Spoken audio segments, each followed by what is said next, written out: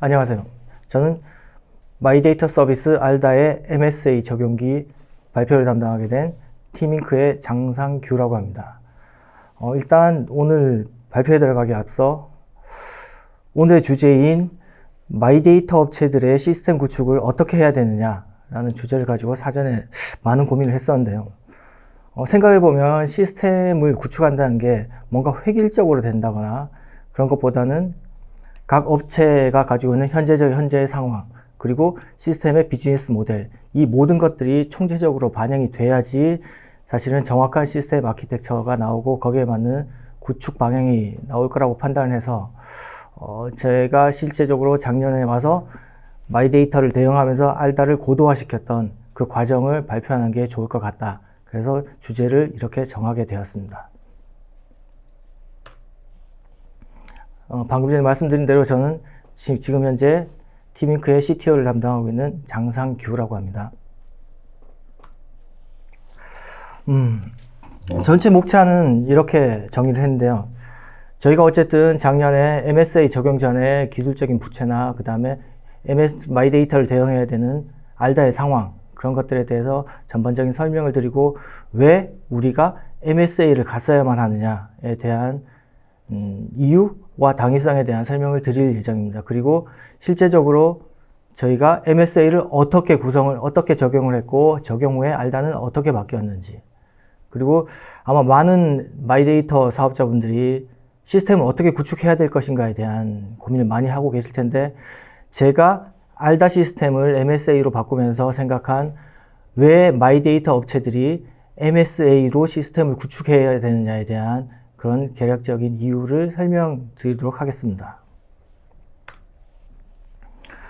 저희 알다 서비스는 우리가 흔히 아는 PFM 업체죠. PFM 서비스고 맞춤 대출 관리, 신용보고서, 그리고 신용 올리기, 이런 서비스로 구성이 되어 있습니다. 특히 저희는 신용 올리기 같은 경우에 저희가 업계 최초로 도입한 서비스고 고객분들이 상당히 좋아하시는 그런 서비스입니다. 그리고 현재는 마이데이터 사업자로 지정이 되어 있죠. 지금부터 이제 제가 말씀드릴 문제는 일반적인 스타트업들이 가진 문제, 스타트업이 아니라 기존의 레거시들이 오랫동안 지속이 되면 발생하는 문제에 대한 얘기를 드리려고 합니다. 거기에 알다만이 가지고 있었던 기술 문제, 이것들을 조합하고 결론적으로 이것들을 해결해 나가는 과정에서 왜 MSA가 필요했는가를 설명드릴 예정입니다. 사실 이제 저는 스타트업에 온 지는 얼마 되진 않았는데, 스타트업에 와서 제일 먼저 느꼈던 건 회사에 대한 인지도가 상당히 부족하다. 근데 이 부족한 인지도라는 게 결국엔 어디로 파생이 되냐 하면 채용이나 구직과 이런 부분과 바로 직결이 되죠. 그러다 보니 고급 개발자는 사실 좀 부재한 상황이었고, 그래도 프로덕트는 일정 시간 안에 나와야 되기 때문에 개발이 마구자기식으로 개발이 되는 거죠. 기간은 짧고 개발 역량은 부족하고, 그러다 보니 한 개발자가 개발을 하는 게 아니고 인프라 아키텍처부터 A부터 Z까지 전부 다 해야 되는데, 물론 잘 하는 사람이 하면 문제는 없겠죠. 근데 하지만 잘 못하는 사람들이 A부터 Z까지를 담당하다 보니 어느 하나도 정상적으로 구축이 되는 데가 없습니다. 그래서 인프라는 인프라대로 문제가 발생하고 개발 부분도 개발에 대해서 문제가 많이 발생을 하게 되죠. 그 과정이 계속되다 보면 필수적으로 발생하는 게 이제 야근이 될 테고, 야근과 주말 출근이 계속되다 보면 인력이 자주 교체가 돼요.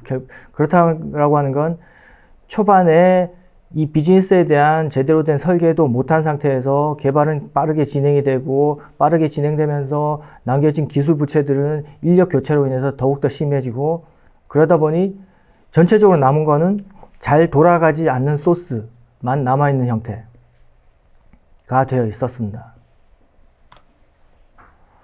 결론은 이거죠. 사실 스타트업은 빨리 달려야 된다고 생각을 해요.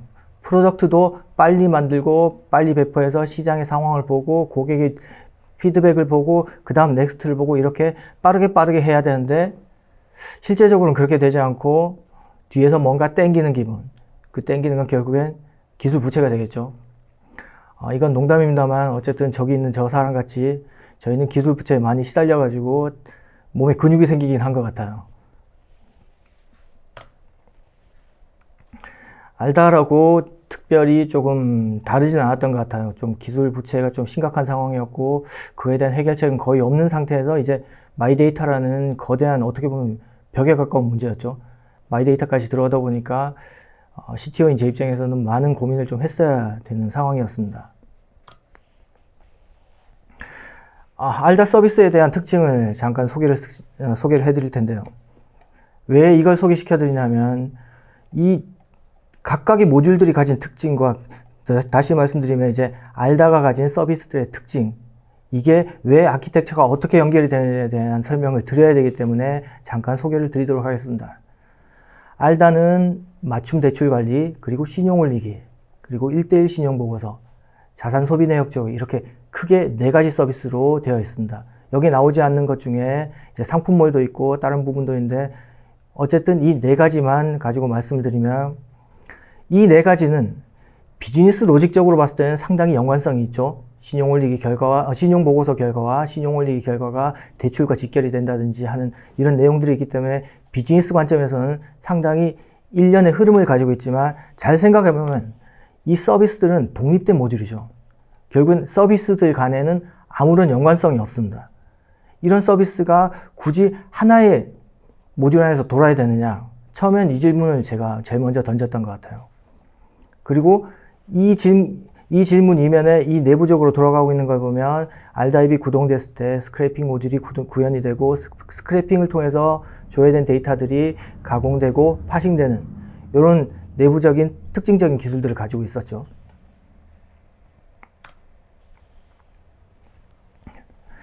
초기 알다 서비스는 이렇게 5가지 모듈이 모놀리틱한 형태로 구성이 되어 있었습니다. 요즘 이제 MSA 서비스를 다들 많이 도입을 하시고 그러다 보니 모놀리틱이라는 단어에 대해서 많이들 알고 계시는 것 같아요. 모놀리틱은 이 서비스들이 하나의 어플리케이션 서버 안에서 구동이 되는 형태를 말씀드리는 것이죠. MSA가 상대적으로 서비스 개발이나 이런 부분에 대해서 좋게 그리고 새롭게 아주 잘 포장이 되다 보니 상대적으로 모놀리틱은 뭔가 문제가 있다 라는 식으로 많이 각인이 되어 있는데 저는 사실은 개인적으로 생각하면 모놀리틱이 문제가 있는 게 아니고 잘못 짜져 있는 소스가 문제라고 저는 생각을 해요. 그럼 이 5개 모듈이 잘 구조화되고 모듈 간의 결합도도 낮고 가독성도 좋고 성능도 괜찮은 그런 구조로 잘 만들어졌다고 하면 사실은 모놀리틱을 유지해도 되죠. 왜냐하면 작으니까 알다 서비스 자체만 봤을 때는 그렇게 큰 모듈이 아니니까 작게 모놀리틱으로 가도 되는데 사실 이제 MSA로 전환한 회사들이 일반적으로 얘기하는 건 모놀리틱이 가지고 있는 그리고 일반적인 오래된 소스들이 레거시 소스들이 가지고 있던 그런 문제들이 다 복합적으로 깔려 있기 때문에 모놀리틱은 문제라고 얘기를 하는 거죠. 그럼 모놀리틱화된 이렇게 한 통으로 구성된 이 서버가 가지고 있는 문제는 도대체 무엇일까? 앞에도 말씀드렸던 그런 여러 가지 문제들이 한꺼번에 복합적으로 나오면서 이런 문제들이 발생하죠. 일단 낮은 기술 수준을 가진 사람들이 효율적이지도 않고 또 그러다 보니 개발자들이라 보니까 자기들이 필요한 뭐 기술 같은 거를 마구잡이로 남발을 하다 보니 소스 자체에 대한 가독성이 매우 낮아집니다. 이 낮은 가독성이 무슨 문제를 발생시키냐면 소스에 대한 이해를 할 수가 없기 때문에 뭔가를 수정하려고 하면 어느 부분을 수정해야 될지가 사실은 모호해지는 문제가 발생하죠. 그럼 이 전반적인 문제는 어디서 발생하냐면 최초로 이걸 짠 사람들이 이 서비스에 대한 비즈니스 로직에 대한 파악을 정확하게 하지 않은 상태로 시간에 쫓겨서 개발을 했다라는 게 제일 큰 문제가 될 텐데요. 방금 전에 얘기했던 말씀드린 가독성에 대한 부분으로 다시 돌아가서 말씀을 드리면 어쨌든 서비스는 계속 고도화가 되어야 되고 오류가 발생했을 때 오류 수정도 해야 되고 서비스 운영을 해야 되는데 서비스에 대한 소스는 많아지고 가독성이 낮아지면 그 소스를 개발한 사람이 있을 때는 그나마 좀 다행인데 그 사람이 이탈하고 나면 그 다음 사람이 들어왔을 때 그 소스를 과연 어떻게 처리를 해야 되느냐 하는 문제와 부딪히게 되죠. 그 뒤에 온 사람조차도 사실은 이제 시간과의 싸움이기 때문에 그 사람이 선택할 수 있는 건 몇 가지 없는 것 같아요. 아예 새로 짜든지, 안 그러면 기존 소스를 카피하든지. 이제 새로 짜면은 오히려 속은 편한데 일정이 잘 안 나오죠. 그러다 보니까 보통의 대부분의 개발자들이 선택하는 건 기존 소스를 카피를 하죠. 왜냐하면 잘 모르겠는데 이걸 건드리면 다른 데서 오류가 나니까. 그래서 카피를 합니다. 보통 이름에 파일명에 언더바2를 붙이죠. 그래서 A 파일이 생성되고 A 언더바 1, A 언더바 2, A 언더바 3 이런 식으로 무슨 마구잡이식으로 소스가 생성이 됩니다. 근데 실제로 그 소스 중에 사용되는 부분은 몇 개 안 돼요, 문제는. 그리고 임시 소스도 또 있죠. 뒤에서 말씀드리겠지만 그런 소스들이 잘 관리가 되느냐. 일단 카피를 했다는 그 순간부터 관리가 안 되기 시작했는데 그 이후에는 거의 관리가 될 수가 없죠. 왜냐하면 그 사람의 목적을 위해서 만든 거기 때문에 그 사람이 또 나가고 나면 그 소스는 주인을 잃어버리게 되는 겁니다. 이런 문제들이 계속 반복이 되죠. 같은 맥락에서 계속 말씀드리게 되지만 일단 초반에 잘못 구축된 서비스의 특징은 낡은 프레임워크와 낡은 라이브러리들이 기반에 깔려서 비슷한 소스들이 여기저기에 막 들어가 있습니다. 소스 패키지를 차라리 단일화해 놓으면 거기만 보면 되는데 뒤에 들어온 개발자들은 이 패키지의 문제를 인식을 하고 리팩토링 한다고 얘기를 하면서 다른 패키지에다 뭘 만들죠. 그래서 유사한 패키지가 여러 개가 있는데 유사한 패키지 안에 비슷한 소스도 많이 깔려 있는 구조. 이제 이런 것 거기다가 아까 말씀드렸던 불필요한 기술 같은 것들이 남발이 되면 특히 람다 같은 것들을 몇 줄씩 쓰는 그런 형태의 코드들이 남발되게 되면 사실은 이 서비스는 이유를 모르는 채로 서비스가 다운이 됩니다. 다운이 되고 그 다음에 또 이벤트 같은 것들이 있으니까 이벤트에 의해서 발생한 임시 소스들이 많이 나오죠. 많이 나오면 사실 그 이벤트가 끝나면 삭제해버리면 되는데 또 삭제하지도 않으니까 또 코드가 또 많아지는 형태. 이렇게 코드는 많아지고 오류는 계속 발생하는데 이걸 유지보수하기에는 모놀리틱의 장점이 적은 유지보수 인원이 해결하기에는 너무 큰 문제가 돼버리죠.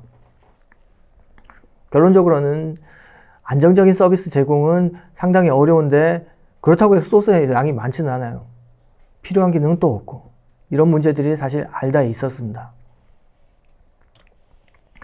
지금까지 말씀드린 게 일반적인 레거시 소스들이 가진 문제점이라고 하면 이 부분은 이제 저희 알다만이 가지고 있던 좀 기술적인 문제가 있었다고 저는 생각을 했어요.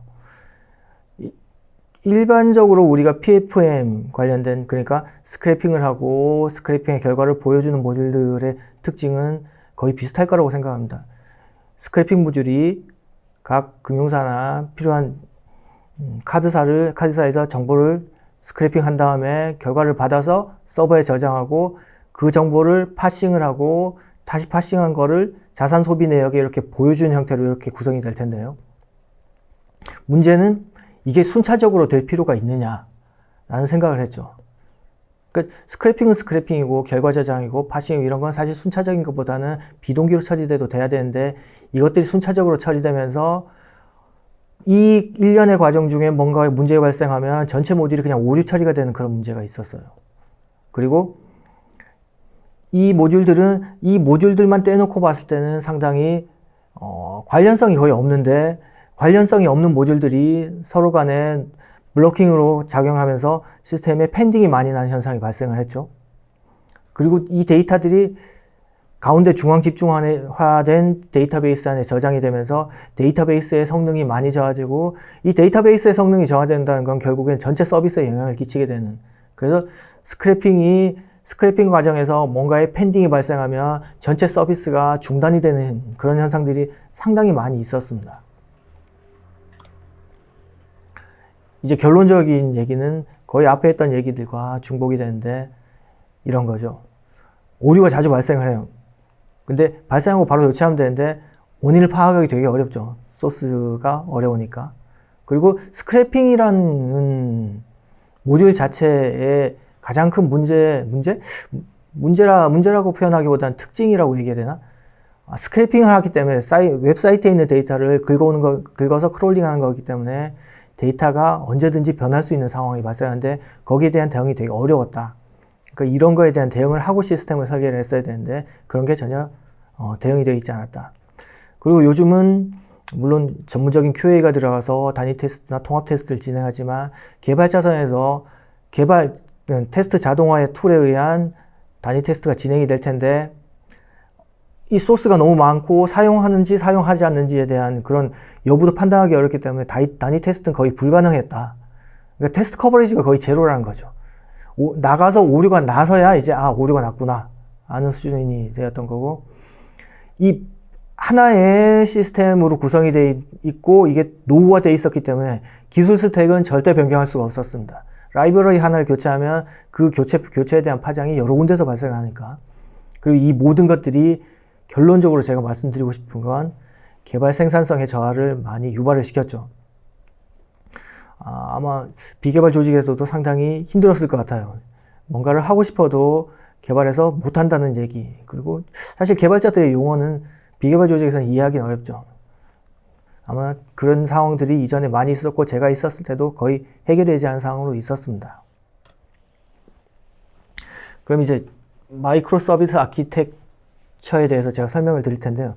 아마 요즘은 개발 직군도 그렇고 비개발 직군도 MSA가 하도 화두가 되니까 많이들 뒤져보셨을 것 같아요. MSA는 간단하게 얘기하면 그 큰 모듈들을 부분으로 쪼개서 서버화 시키고 그 통신을 REST 통신하는 거죠. 어떻게 보면 되게 단순한데 도입하기 쉽지 않았던 것 같습니다. 일단 MSA가 어떻게 탄생을 하게 되었을까는 이전에 제가 말씀드린 그 모든 문제들이 이 MSA의 탄생을 만든 것 같아요. 그러니까 레거시 소스들에 의한 문제겠죠. 빌드나 배포 시간에 많은 시간이 소요되고 또 불필요한 소스도 많아지고, 여기는 좀 누락이 되어 있지만 서비스의 그 동접자가 많아졌을 때 전체적으로 서비스 스케일 아웃 해야 되는 문제, 그리고 모듈을 빨리빨리 개발을 해야 되는데 이게 통으로 돼 있다 보니까 빠른 개발은 생각할 수 없는 그런 구조가 여러 번 발생하다 보니까 결국에는 이것을 잘게 쪼개서 어떻게 처리를 하자라고 해서 만든 MSA가 나온 것 같아요. 앞에 얘기를 다시 정리를 해보면, 장애가 발생했을 때 전체 시스템이 영향을 받아서 시스템이 내려앉는 것보단 장애가 발생한 서버에만 조치를 하고 그걸 우회로로 처리할 수는 없을까? 그리고 트래픽이 몰렸을 때 전체적인 스케일 아웃을 하거나 전체적인 것을 손보는 게 아닌 트래픽이 몰리는 서비스에 대해서만 스케일 아웃이나 조치를 취할 수는 없을까? 그리고 조금 더 모듈을 단순화시켜서 테스트 커버리지를 조금 높일 수 없을까? 그리고 프로덕트 개발을 조금 더 빨리 효율적으로 할 수 있는 방법이 없을까? 앞에 얘기와 마찬가지지만 우리가 개발해야 될 추가 기능이나 수정 등을 조금 더 빠르고 안전하게 구축할 수는 없을까? 이런 관점에서 MSA가 나왔습니다. 사실 이제 MSA를 도입한 기업들이 요즘 많은데 대표적으로 보면 우리가 아는 이런 기업들이 있죠. MSA는 물론 단점도 있습니다. 단점도 뒤에 가서 설명을 드리겠지만 단점보다는 장점이 많기 때문에 이 많은 기업들이 선택을 했고, 저희 알다 역시 저희 시스템 특성에 맞게 도입을 해서 많은 효과를 거두었다고 판단을 합니다. 계속 얘기가 반복되는데요. 기존에 있던 모놀리틱과 MSA 간의 비교를 도식화한 내용입니다. 기존에 모놀리틱 서버 같은 경우에 모든 비즈니스 로직이 하나의 서버 안에서 하나의 DB 레이어를 가지고 동작을 하는 구조인 반면에 MSA 구조는 각 서비스들이 분리되고 각 서비스가 독립적인 데이터베이스를 가지고 있죠.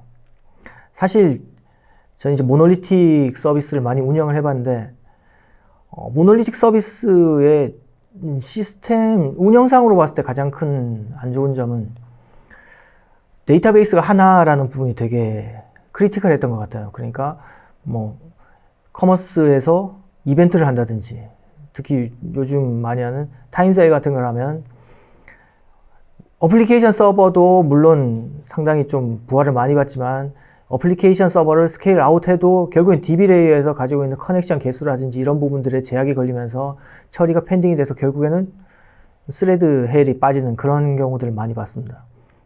물론 다르게 해결할 수 있는 방안은 있었겠지만 타임세일 같은 그런 케이스는 솔직히 모놀리틱한 이런 구조로는 해결이 거의 어려웠다고 전 생각을 해요. 그러면 뭐 와스가 하나 있더라도 DB를 여러 개 두든지 이런 작업을 했어야 되는데 그조차도 좀 힘들지 않았을까. 그래서 거기에 비해서 MSA의 장점은 이 데이터베이스가 분리되어 있는 게 상당히 좀 시스템 운영상으로 봤을 땐 좋은 부분이 아니었나 판단합니다. MSA와 모놀리틱은 여기 나열된 특징을 가지고 있죠. 다른 부분은 뭐 많이 설명을 해드려가지고 상관이 없는데 방금 전에 말씀드렸다시피 이 데이터 관리 부분, 물론 이렇게 데이터가 여러 군데로 분산 저장이 되면 트래픽에 대해서는 좋은 성능을 발휘하지만 데이터가 중복으로 저장되는 그런 문제는 어쩔 수 없이 좀 발생하게 되죠. 그런 부분은 어쩔 수 없지만 그걸 희생하고서라도 나머지 관점에서 봤을 때는 도입하기에 나쁘지 않은 것 같다. 그리고 이 배치 부분도 상당히 좀 큰 장점인 것 같아요. 어플리케이션을 배포를 하는데 이 배포된 어플리케이션에 의해서 다른 모듈이 영향을 받거나 그러면 상당히 좀 개발자 입장이 좀 힘든데 독립되어 있다 보니까 독립되어 있는 서버만 영향을 받게 되는 거죠. 네, 그렇습니다. 그러면 저희가 생각했을 때 과연 마이데이터 사업자가 MSA를 도입할 때 아니면 시스템 아키텍처를 설계할 때 어떤 부분을 고려하고 고민을 해야 될까? 저는 크게 세 가지를 봤습니다. 제가 작년에 마이데이터 하기 직전에 티밍크를 봐서 티밍크가 마이데이터가 진행되는 과정을 전체적으로 보면서 시스템 아키텍처적으로 이 알다 시스템이 가져야 되는, 마이데이터 시스템이 가져야 되는 시스템의 특징은 무엇이어야 될까?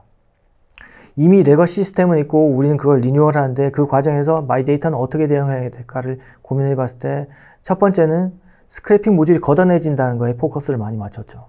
그렇다는 건 우리가 개발한 모듈의 일부분이 그냥 없어진다는 것, 없어지고 다른 걸로 교체된다는 거죠. 뿐만 아니라 OOST나 JWT 같은 마이데이터 인증 체계를 따라갈 수 있는 그런 기본적인 시스템 기반을 갖추고 있어야 된다.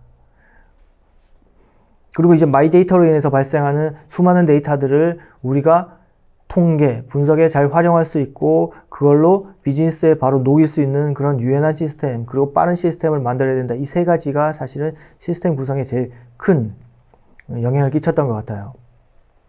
거기에 하나 더 있다라고 하면 리소스죠.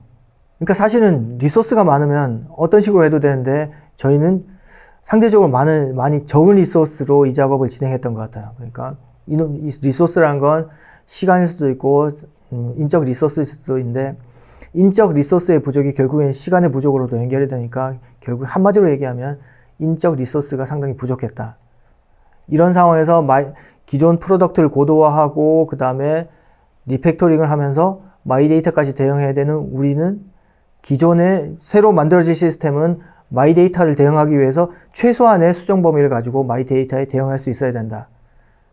그러기 위해선 가장 높은 빠른 생산성을 가지고 있어야 되고 QA 인력이 모자라는 관계로 테스트 자동화를 최대한 많이 활용을 할 수 있었어야 돼요. 그리고 소프트웨어 아키텍처의 보안 요건을 충족해야 되고 장애가 발생했을 때 장애 포인트를 최대한 빠르게 식별할 수 있고 조치할 수 있게.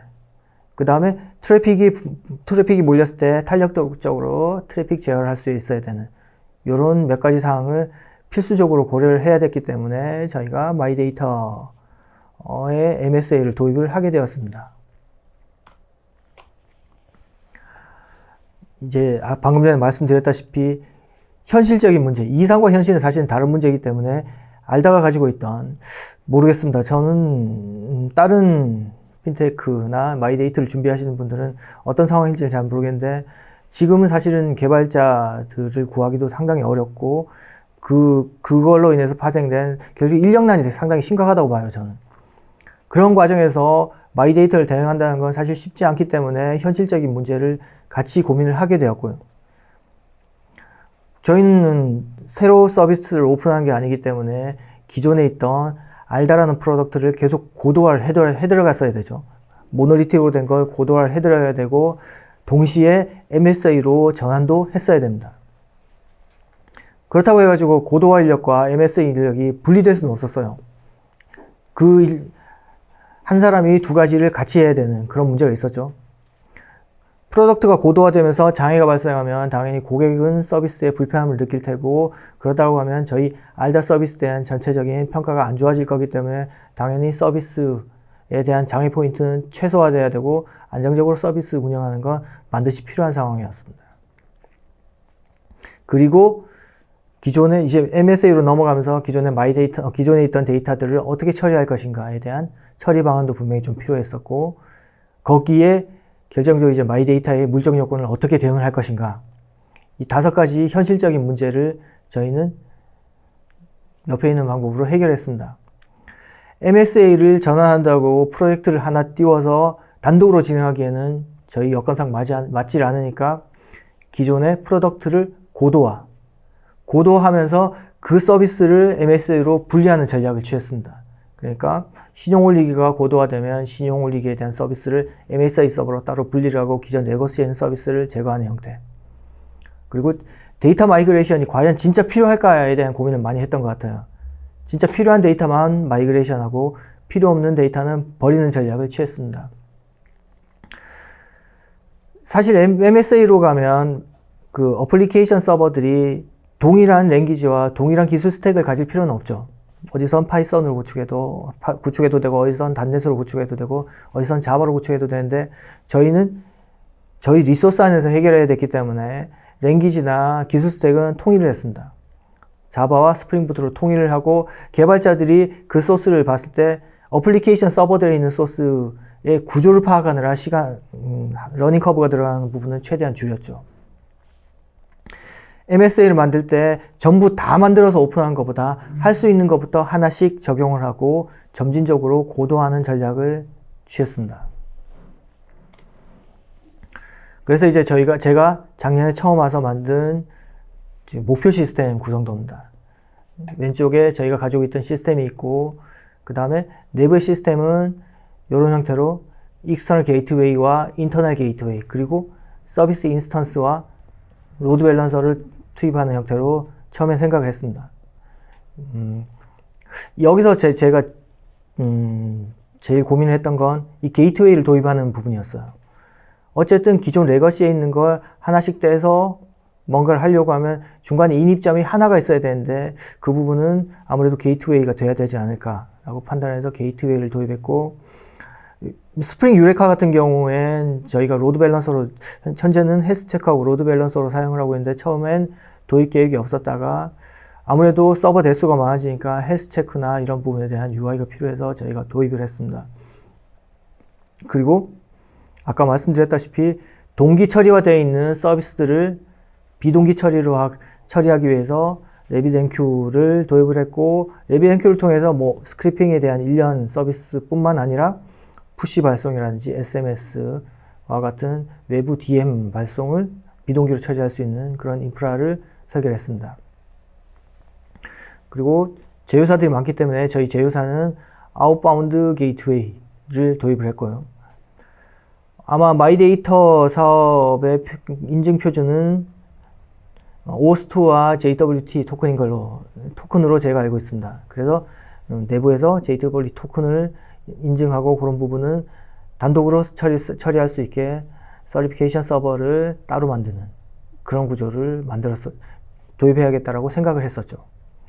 그러면 이 이후 페이지에서 제가 설명드릴 부분은 실제로 어떻게 저희가 레거시에서 MSA를 도입을 했느냐를 말씀드리겠습니다. 위에 상단에 보이는 게 사실은 레거시에 있던 모노리틱한 서버고, 아래쪽은 저희가 구축할 서버라고 말씀드리면 될 것 같아요. 그래서 레거시 API 서버에 앞에 엘라스틱 로드 밸런서가 붙어 있고, 밑에는 이제 저희가 구축해야 될 서비스가 있는데, 아까 말씀드렸다시피 제일 먼저 제가 한 작업은 앱에서 들어오는 엔드포인트를 무조건 API 게이트웨이로 통일을 하자.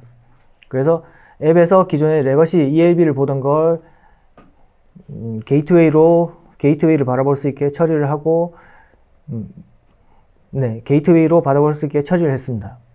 그 다음에 신용보고서 같은 고도화가 있다. 그러면 레거시 API 서버에서 신용보고서 관련된 부분만 MSA 서비스로 따로 구축을 했어요.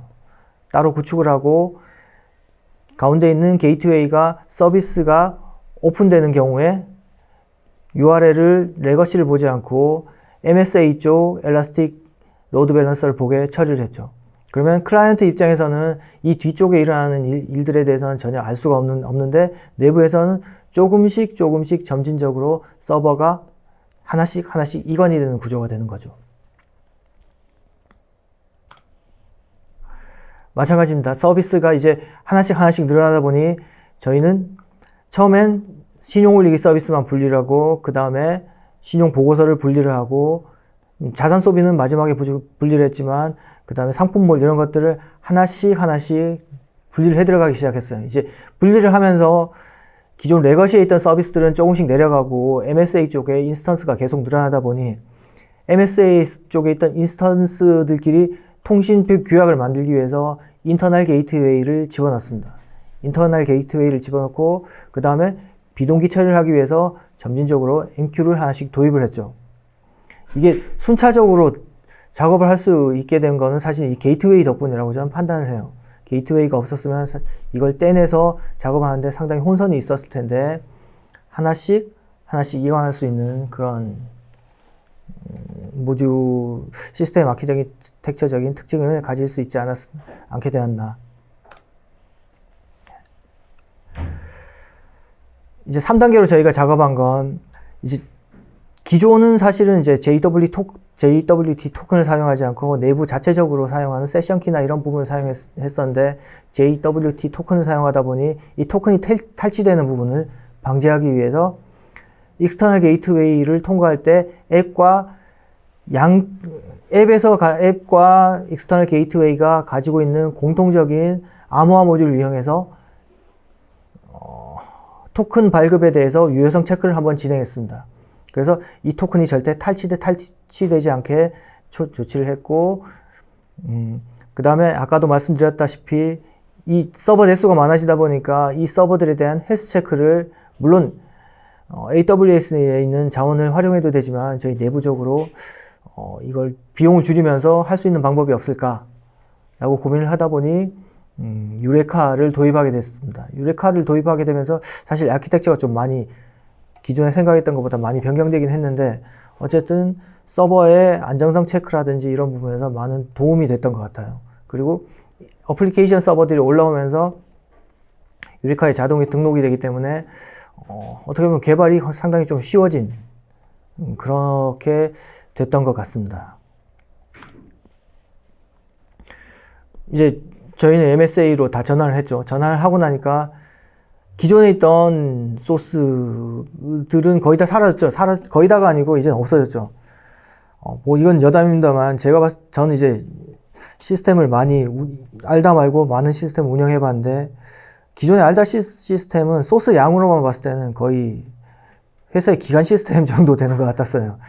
근데 이제 그런 소스들이 이제 다 날아가고 나니까 그림이 딱 맞는 것 같네. 좀 속이 시원하다. 그런 느낌은 좀 많이, 그런 기분이 좀 있었고, 이제 중복 코드나 이런 부분은 당연히 없죠. 이제 비대면 모듈도 사라지고, 우리가 부채라고 하는 기술 부채도 다 날아가고. 가장 좋은 점은, 개발을 빨리 할 수 있는 게 좋은 것 같아요. 그러니까 아마 비개발 직군들이 생각했던 그런 프로덕트에 대한 고도화를 조금 더 빨리 할 수 있게 되니까 고객의 피드백도 빨리 받아볼 수 있고, 이런 모든 문제들이 한꺼번에 좀 해결이 되지 않았나. 물론 다른 문제들은 또 있겠죠. 기술이 완벽하진 않으니까 다른 문제들이 분명히 발생할 텐데 그거는 그때 또 생각을 해서 해결을 하면 됩니다. 왜냐하면 다 분리가 되기 때문에 오히려 해결 방안이 좀 잘 나올 것 같다는 생각이 들긴 해요. 그럼 이제 MSA를 도입했을 때 장점만 있진 않겠죠. 당연히. 단점은 계속 얘기를 했지만 서버 대수가 많이 늘어나게 돼 있어요. 기존에 하나로 돼 있던 게 다 분리되다 보니까 서버가 엄청나게 많이 늘어나죠. 이게 사실 비용 문제하고 바로 직결이 되는. 그리고 또 잘못 구성하면 이 장애가 발생했을 때 조치 포인트를 찾기가 되게 어렵습니다. 그리고 데이터 중복은 필연적으로 발생을 하게 되죠. 그리고 기존에 한 서버에서 원 트랜잭션으로 돌아가던 비즈니스 로직들이 REST API를 통신하다 보니 트랜잭션 처리를 하기가 되게 힘들어요.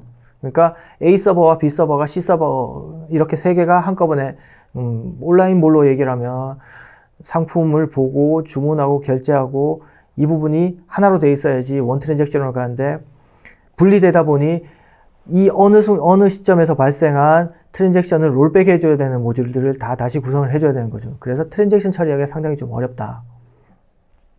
그리고 아무리 봐도 소스 서버가 많아지고 서버 대수가 많아지다 보면 운영 인력이 서비스를 운영하는데 조금 어려운 문제들이 있습니다. 이건 이제 일반적으로 우리가 MSA가 가진 문제라고 얘기를 하는 거죠.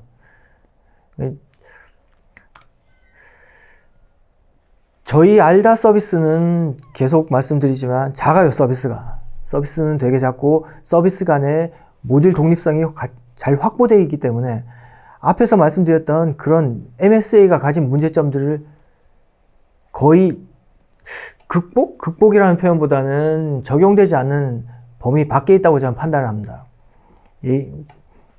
알다 서비스는 독립적이죠. 그리고 제일 중요한 트랜잭션이 없어요. 저희가 뭔가에 대한 송금을 하고 송금에 대한 결과를 분리를 했다라고 하면 굉장히 크리티컬한 문제가 발생하겠지만 저희는 서버 간의 트랜잭션을 보장해야 되는 게 거의 없죠. 왜냐하면 스크래핑에서 조회하고 저장하고 보여주는 게 다기 때문이죠. 그리고 실질적으로 트랜잭션이 일어나야 되는 대출이나 카드 발급 같은 경우에 사이트가 분리되어 있기 때문에 저희는 그쪽하고 또 트랜잭션을 맞출 필요가 없어요. 그래서 MSA의 제일 큰 문제인 트랜잭션에 대한 보장을 저희는 하지 않아도 됩니다. 그리고 중복 데이터 문제도 저희는 없어요. 왜냐하면 서비스 간에 봤을 때 중복되어야 되는 데이터가 발생을 하지 않죠. 물론 스크래핑 데이터와 파싱한 데이터 간에 일부 중복은 발생하겠지만 데이터의 성격이 다르기 때문에 그걸 중복이라고 바라보기 좀 어렵다라고 판단을 했고 실제로도 그렇습니다. 앞에서 말씀드렸던 서버 비용이 증가하는 그 인프라 비용이 증가하는 부분은 저희는 개별의 서비스들을 EC2를 따로 만들지 않고 하나의 거대한 인스턴스 안에 관련성 있는 서비스들, 그 다음에 트랜잭션에 영향을 끼치지 않을 그룹들을 묶어서 EC2를 많이 두지 않고 몇 개만 두는 전략을 취했습니다. 그리고 장애가 발생했을 때 장애 포인트를 바로 식별하기 위해서 여러 가지 장치들을 마련했던 것 같아요. 그래서 슬랙으로 장애가 날아온 걸 바로 볼 수 있게 하고 ELK를 통해서 로그를 바로 분석할 수 있게 그렇게 조치를 하고 개발에서 필요한 그런 리소스 문제를 해결하기 위해서 아까도 말씀드렸다시피 소스를 표준화하고 개발 표준을 배포를 해서 개발자들이 하나의 소스를 가지고 개발할 수 있게 그래서 개발 시간을 단축시킬 수 있게 처리를 하였습니다. 요거는 앞에 마이데이터 사업자가 MSA가 필요한 이유에 대해서 다시 도식화한 부분인데요. 지금 보시면 저희 파란색으로 칠해진 부분이 사실은 마이데이터가 되면서 가장 결정적으로 영향을 받을 부분이죠. 스크래핑이 API로 변경되는 부분입니다. 그러면 MSA로 전환된 지금 이 상황에서 저희가 마이데이터 API를 대응한다고 하면 여기 서버 사이드에 있는 요 세 가지 모듈을 교체를 하면 됩니다. 새로 짜고 요 모듈을 걷어내든지 하면 되고 클라이언트 입장에서는 기존에 있던 스크래핑 모듈을 걷어내면 되죠. 제일 빠르게 API로 전환에 대응할 수가 있는 구조가 되었습니다.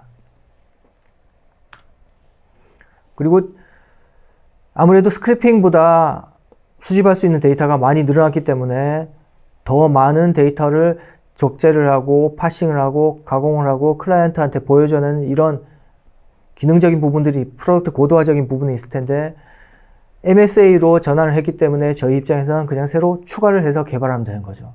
이게 모놀리틱으로 돼 있었으면 상당히 좀 어려웠을 것 같아요. 모듈 간의 결합도나 모듈의 구성이나 배치 같은 것들을 다 따로 고민을 했어야 되기 때문에 문제가 되긴 했지만 이제는 여기 지금 보여진 대로 공공정보나 커머스 정보는 거의 독립구조이기 때문에 이 독립구조에 대해서 우리가 뭔가 연관성을 만들고 고민할 필요는 없다. 특히 데이터베이스에 대한 설계 부분은 더 할 필요가 없는 거죠. 이걸 가지고 새로운 비즈니스 관점에서 새로운 프로덕트를 만든다라고 하면 프로덕트를 만들기 위한 서비스를 또 만들면 됩니다. 가장 빠르죠. 네. 이때까지 저희 알다가 MSA를 적용한 부분에 대해서 A부터 Z까지 제가 설명을 드렸는데 아마 좀 중복된 내용이 좀 많았던 것 같아요.